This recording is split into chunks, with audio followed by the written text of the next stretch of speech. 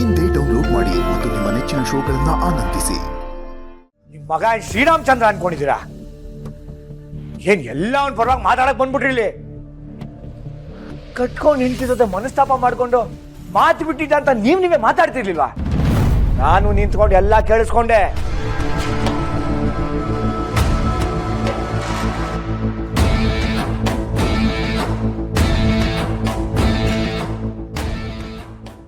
ಹೇಳ್ರಿ, ಅದ್ ತಪ್ಪಲ್ವಾ? ನಿಮ್ ಮಗ ಮಾಡಿದ್ ಕರೆಕ್ಟಾ? ಹೇಳಿ ಅಣ್ಣ. ಸತ್ಯ ಗೊತ್ತಿಲ್ಲದೆ ನನ್ನ ಹಸ್ಬೆಂಡ್ ಬಗ್ಗೆ ಏನೇನೋ ಮಾತಾಡ್ಬೇಡ. ಫೋನಲ್ಲಿ ನಾನು ಅವ್ರ ಹತ್ರ ಜೋರಾಗಿ ಮಾತಾಡಿದ್ದೆ. ಆ ಕೋಪದಲ್ಲಿ ನನ್ನ ಹತ್ರ ಮಾತು ಬಿಟ್ಟಿದ್ದು. ಆದ್ರೆ ಇವಾಗ ಎಲ್ಲ ಸರಿ ಹೋಗಿದೆ. ನನ್ ಕ್ಷಮೆನೂ ಕೇಳಿದ್ರು ಗೊತ್ತಾ? ಹುಟ್ಟಿ, ತಪ್ಪು ಮಾಡಿ ಕ್ಷಮೆ ಕೇಳ್ದಿರೋರು ಗ್ರೇಟ್ ಆಗಲ್ಲ. ತಪ್ಪೇ ಮಾಡ್ತಾ ಇರ್ತಾರಲ್ಲ ಅವ್ರು ಗ್ರೇಟು. ನೀನೇನ್ ತಪ್ಪೇ ಮಾಡಿಲ್ವಾ ಅಣ್ಣ? ಮಾಡಿದ್ದೀನಿ ನೋಡ. ಕುಡ್ದು ನಮ್ಮ ಅಪ್ಪ ಅಮ್ಮನಿಗೆ ಬೇಜಾರು ಮಾಡಿದ್ದೀನಿ. ಯಾರನ್ನ ಒಬ್ಬರನ್ನ ಪ್ರೀತಿನ ಜೀವನ ಹಾಳು ಮಾಡ್ಕೊಂಡಿದ್ದೀನಿ. ಆದ್ರೆ ಅದನ್ನೆಲ್ಲ ಮರೆತು ಇಲ್ಲಿಗೆ ಬಂದು ಒಂದು ಸಣ್ಣ ಪುಟ್ಟ ಕೆಲಸ ಮಾಡ್ತಾ ಇದ್ದೀನಿ. ಅದಕ್ಕೆ ನಾನು ಗ್ರೇಟು ಅನ್ಕೋತಾ ಇಲ್ಲ.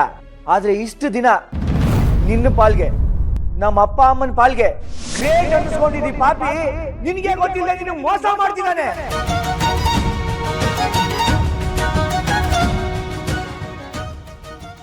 ನರಸಿಂಹ, ಕುಡಿದು ಬಂದು ನಮ್ ಚಿರು ಬಗ್ಗೆ ಏನೇನೋ ಮಾತಾಡಬೇಡ. ಚಿರು ಏನು ಅಂತ ನಮ್ಮೆಲ್ರಿಗೂ ಗೊತ್ತು. ಅವನ ಬಗ್ಗೆ ನೀನ್ ಏನೇ ಹೇಳಿದ್ರು ಕೇಳಿಸ್ಕೊಂಡು ಸುಮ್ನೆ ಇರಕ್ಕೆ ನಮ್ದೇನ್ ಹಿತ್ತಾಳೆ ಕಿವಿ ಅಲ್ಲ.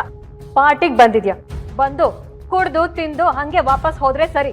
ಇಲ್ಲ ಅಂದ್ರೆ ಏನ್ರಿ ಪೊಲೀಸ್ ಕಂಪ್ಲೇಂಟ್ ಕೊಡ್ತೀರಾ? ಏ ಕರೆಸ್ರಿ ಪೊಲೀಸ್ನ.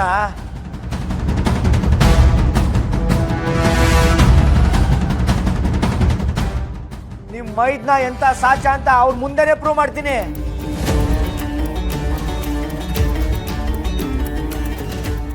ನೋಡು ನರಸಿಂಹ, ನಮ್ ಚಿರುಗೆ ಕೆಟ್ಟ ಹೆಸರು ತರಬೇಕು ಅಂತ ಏನೇನೋ ಮಾತಾಡ್ಬೇಡ. ಬ್ಲ್ಯಾಕ್ ಮೇಲ್ ಮಾಡಿ ದುಡ್ಡು ಕಿತ್ಕೋಬೇಕು ಅನ್ನೋ ಪ್ಲಾನ್ ಮಾಡಿದ್ರೆ ನೇರವಾಗಿ ಹೇಳ್ಬಿಡು. ಎಷ್ಟ್ ಬೇಕೋ ಅಷ್ಟು ದುಡ್ಡು ನಿನ್ ಮುಖದ ಮೇಲೆ ಬಿಸಾಕ್ತೀನಿ. ನೀವು ಬಿಸಾಕಿದ ದುಡ್ಡನ್ನ ನನ್ನ ಎಡಗಾಲಲ್ಲೂ ಮುಟ್ಟಲ್ಲ. ಸೊಕ್ಕಿರೋ ಶ್ರೀಮಂತರ ಮುಂದೆ ಕೈ ಹೊಡೆದಿರೋ ಸ್ವಾಭಿಮಾನಿ ನಾನು. ದಾರಿಲಿ ಬೆಕ್ಕಟ್ಟ ಬಂದ್ರೆ ಅಭಿಷೇಕ್ನ ಅಂತಾರೆ. ಅಡ್ಡ ದಾರಿಲಿ ದುಡ್ಡು ಮಾಡಿದ್ರೆ ಶ್ರೀಮಂತರು ಅಂತಾರೆ. ಆದ್ರೆ ಅಡ್ಡ ದಾರಿ ಹಿಡಿದವನ ಏನ್ರಿ ಅಂತಾರೆ? ಹೇಳಿ, ಏನಂತಾರೆ?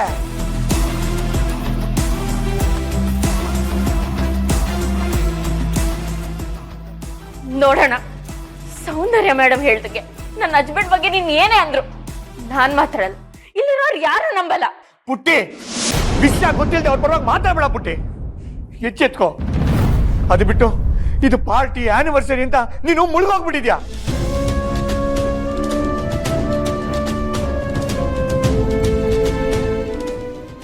ಏನ್ ಬಾವಾ, ನಿಮ್ ಬಂಡವಾಳ ಏನು ಅಂತ ಯಾರಿಗೂ ಗೊತ್ತಿಲ್ಲದೆ ಎಲ್ರೂ ಮನ್ಸಲ್ಲೂ ಒಳ್ಳೆಯವರು ಅನ್ನೋ ಸ್ಟ್ಯಾಂಪ್ ಹಾಕ್ಸ್ಕೊಂಡಿದ್ದೀರಲ್ಲ. ಇವತ್ತೇನಾದ್ರೂ ನಿಮ್ ತಾಯಿ ಬದುಕಿದಿದ್ರೆ ಇದನ್ನೆಲ್ಲ ನೋಡಿ ದೇವ್ರನೇ ಖುಷಿ ಪಡ್ತಾ ಇರ್ಲಿಲ್ಲ. ನನ್ನ ಮಾತು ಕೇಳಿ ನಿಮ್ ಮುಖಕ್ಕೆ ಥೂ ಅಂತ ಉಗಿತಾ ಇದ್ರು. ನನ್ನ ಸೊಸೆ ಮೋಸ ಮಾಡ್ತೀನೋ ಅಂತ ಕಪಾಳೆ ಬಾರಿಸ್ತಿದ್ರು.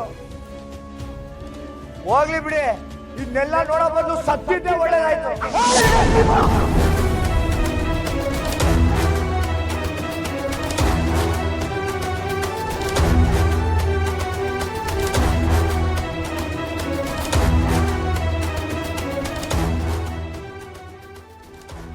ಆಗ್ಲಿಂದ ಏನ್ ಮಾತಾಡಿದ್ರು ಹೋಗ್ಲಿ ಪಾಪ ಅಂತ ಸಹಿಸ್ಕೊಂಡು ಕೇಳಿಸ್ಕೊಳ್ತಿದ್ದೆ.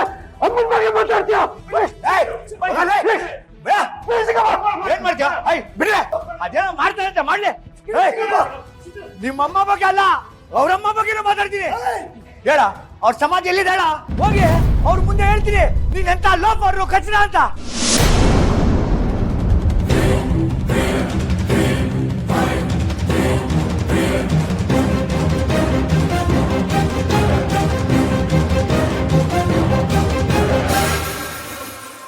ನನ್ನ ಅಪ್ಪ ಅಮ್ಮಂಗೆ ಎಷ್ಟು ಗೌರವ ಕೊಡ್ತೀನೋ ನನ್ ಗಂಡ ಅವ್ರ ಮನೆಯವ್ರಿಗೂ ಅಷ್ಟೇ ಗೌರವ ಕೊಡ್ತೀನಿ.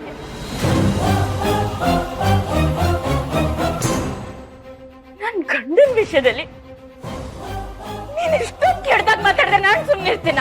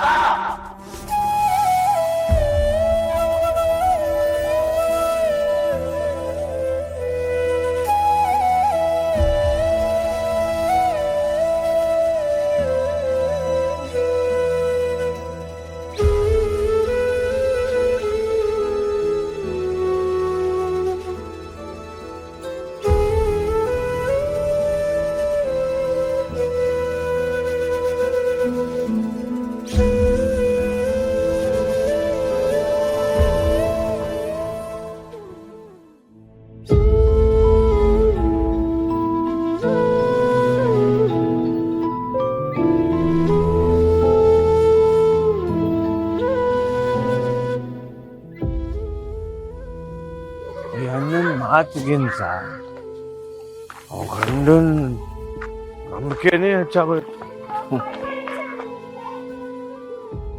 ಪುಟಿ, ನಿನ್ನ ಗಂಡ ಅದೇ ನಿನಗೆ ಮೋಸ ಮಾಡ್ತಾನೆ. ಅದನ್ನ ನಾನು ಹೇಳಕ್ ಬಂದ್ರೆ ಮಾಡಿ ಯಾರೂ ಕೇಳಲಿಲ್ಲ. ಎಲ್ರಿಗೂ ನಾನು ಕುಡ್ಕೊಂಬಂದು ಗಲಾಟೆ ಮಾಡಿದೆ. ನಾನು ಗಲಾಟೆ ಮಾಡಿದೆ ಅನ್ನೋದಷ್ಟೇ ಎಲ್ಲರ ತಲೆಯಲ್ಲಿದ್ದಿತ್ತು. ಒಂದೇ ಒಂದು ಮಾತು, ಸಪ್ರೇಟ್ ಆಗೋದು. ಹಣ ಏನಾಯ್ತು ಅಂತ ನಾನು ಕೇಳಿದ್ರೆ ಭಾವನ್ ಬಂಡವಾಳ ಎಲ್ಲ ಆಚೆ ಆಗ್ತಾ ಇದೆ. ಅವನು ನನಗೂ ಆ ಹುಡುಗಿಗೂ ಏನು ಸಂಬಂಧನೇ ಇಲ್ಲ ಅನ್ನೋ ಥರ ಸಾಚ ಥರ ನಡ್ಕೊಂಬಿಟ್ಟ. ಇದನ್ನೆಲ್ಲ ನೋಡ್ತಿದ್ರೆ ಅವತ್ತು ನಮ್ಮ ಭಾವನ ಕುತ್ತಿಗೆ ಮಚ್ಚಿಟ್ಟು ನನ್ನ ತಂಗಿನ ಮದುವೆ ಆಗಬೇಕು ಅಂತ ನಾನು ಮದುವೆ ಮಾಡಿಸಿದ್ನಲ್ಲ, ಅದೆಲ್ಲ ತಪ್ಪಾಗೋಯ್ತು ಅನ್ನಿಸ್ತಾರೆ. ಏನು ಮಾಡಲಿ, ಪುಟ್ಟಿಗೆ ಹೆಂಗೆ ಹೇಳಿ? ಇಲ್ಲ, ನನ್ನ ಪುಟ್ಟಿ ನನ್ಗೆ ಬೈಲಿ ಹೊಡಿಲಿ ಏನು ಬೇಕಾ ಮಾಡಲಿ, ನಾನು ಮಾತ್ರ ಅವ್ರ ಜೀವನ ಸರಿ ಮಾಡೇ ಮಾಡ್ತೀನಿ.